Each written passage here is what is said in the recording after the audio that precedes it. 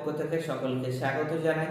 আজকের ভিডিওতে আলোচনার মূল বিষয়বস্তু হলো রিং, দাগ বা টিনিয়া ইনফেকশন।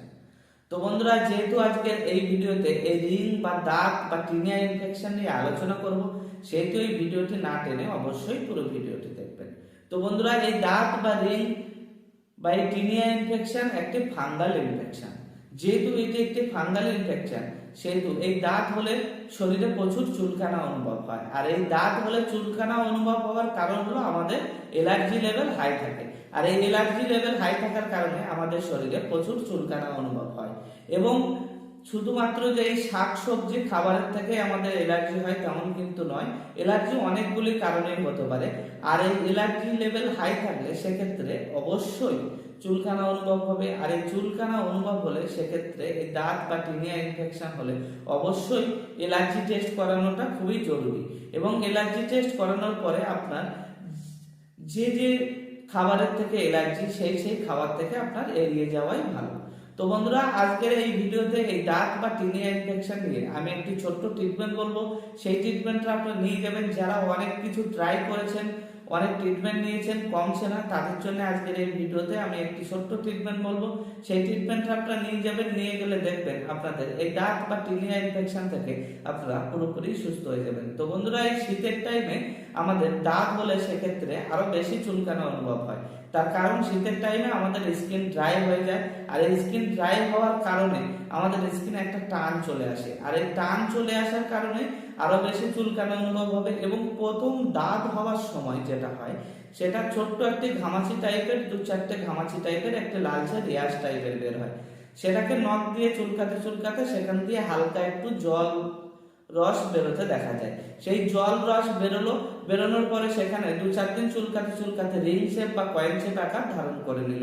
যত বেশি চুলকাতে থাকবেন তত বেশি এরিয়া জুড়ে স্কিনের এই দাঁত বা রিং ছড়িয়ে যেতে দেখা যায়। তো বন্ধুরা, যেহেতু আজকের এই ভিডিওতে আমি এই রিং বা টিনিয়া ইনফেকশন নিয়ে আপনাদেরকে একটা ট্রিটমেন্ট বলবো, তার আগে আপনাদেরকে বলবো আপনারা এই দাগ হলে সেক্ষেত্রে কখনোই পুকুরের জলে স্নান করবেন না, টিউবওয়েলের জলে স্নান করবেন। এবং সাবান, শ্যাম্পু, সার্ফ, তেল এ সমস্ত থেকে সবসময় দূরে থাকবেন। কারণ এই দাগ বা টিনিয়া ইনফেকশন হলে সেই স্কিনের অংশে যদি এই সাবান, শ্যাম্পু, সার্ফ, তেল লাগে, সেক্ষেত্রে আরো বেশি চুলকানা অনুভব হবে আপনাদের। তাই জন্য এসব থেকে আপনারা দূরে থাকবেন। যদি আপনারা কোনো সাবান ইউজ করতে চান, অবশ্যই আপনারা কেটো সাবান ইউজ করতে পারেন। কেটোকোনাজল সাবান আপনারা প্রতিদিন স্নানের সময় সারা গায়ে ব্যবহার করবেন। সারা গায়ে সাবান রেখে 10 মিনিট রেখে দেবেন। 10 মিনিট রেখে দেওয়ার পরে সাবানের ফেনাটা 10 মিনিট গায়ে রেখে দেবেন। রেখে দেওয়ার পরে আপনারা টিউবওয়েলের জলে স্নান করে দেবেন। সেক্ষেত্রে আপনাদের অনেকটাই চুলকানা কম হবে। এবং আমি এই ভিডিওর মধ্য দিয়ে আজকের আপনাদেরকে ছোট্ট একটা ট্রিটমেন্ট বলবো। ট্রিটমেন্টটা আপনারা নিয়ে যাবেন, নিয়ে গেলে আপনাদের এই দাঁত বা টিনিয়া ইনফেকশন এই সমস্যা থেকে আপনাদের পুরোপুরি সুস্থ হয়ে যাবেন। তো বন্ধুরা, আপনারা এই সাবান, কেটো সাবান ইউজ করবেন প্রতিদিন। এবং প্রতিদিন আপনারা টিউবওয়েলের জলে স্নান করবেন। এবং আপনারা প্রতিদিন লুলিকোনাজল অয়েন্টমেন্ট, লুলি ক্রিম প্রতিদিন আপনারা দিনে 2 বার করে লাগিয়ে যাবেন। একটানা 1 মাস লাগিয়ে যাবেন। এবং প্রতিদিন রাত্রে খাওয়ার পরে একটা করে ইট্রাকোনাজল ট্যাবলেট আইটিজা 200 ক্যাপসুল প্রতিদিন রাতে খাওয়ার পর একটা করে খেয়ে যাবেন। এবং বিলাস্টিবেল এম ট্যাবলেট প্রতিদিন দুপুরে খাওয়ার পরে একটা করে খেয়ে যাবেন। এটাই এই ট্রিটমেন্টটা আপনারা একটানা 1 মাস নিয়ে যাবেন।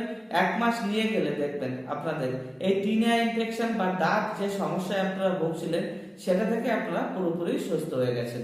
তো বন্ধুরা, এই দাঁত বা টিনিয়া ইনফেকশন বেশ কিছুদিন ট্রিটমেন্ট নিলে, ট্রিটমেন্ট নেওয়ার পরে যদি আপনারা মেডিসিন বন্ধ করে দেন, সেক্ষেত্রে আবার রিপিটেড ঘুরে আসতে পারে। এবং আপনারা যতদিন পর্যন্ত যে অংশে শরীরের দাঁত হয়েছে স্কিনের, সেই অংশে দাঁত সেরে গেলে একটা হয় কালো দাগ নতুবা একটা সাদা দাগ হবে সেই অংশে। সেই দাগ যতদিন না অন্য স্কিনের সঙ্গে, আপনার গায়ের অন্য পাশের স্কিনের সঙ্গে মিলিয়ে যায়, ততদিন পর্যন্ত আপনার এই লুলিকোনাজল ক্রিম ইউজ করাটা খুবই জরুরি।